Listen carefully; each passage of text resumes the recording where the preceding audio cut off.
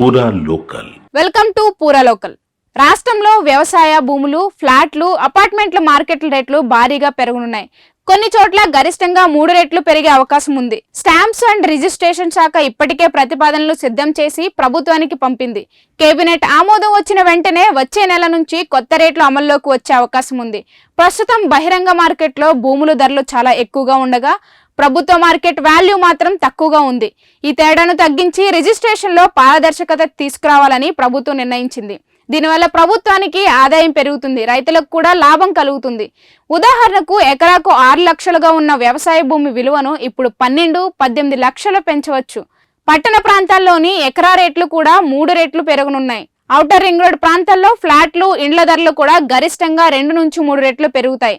Regional ring road, regional rail, అలాగే Bharat future city వంటి ప్రాజెక్టుల వలన ఆ ప్రాంతాల్లో డిమాండ్ పెరిగింది.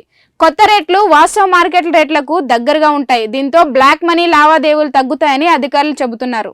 ఫ్లాట్ల విషయంలో మాత్రం కొద్దిమేర పెంపు ఉంటుంది. ప్రస్తుతం స్క్వేర్ ఫీట్ కు 2200 ఉండగా దాన్ని 2800 వరకు పెంచనున్నారు. నిర్మాణ ఖర్చులు పెరగడం, డిమాండ్ స్థిరంగా ఉండడం కారణంగా ఈ నిర్ణయం తీసుకున్నారు.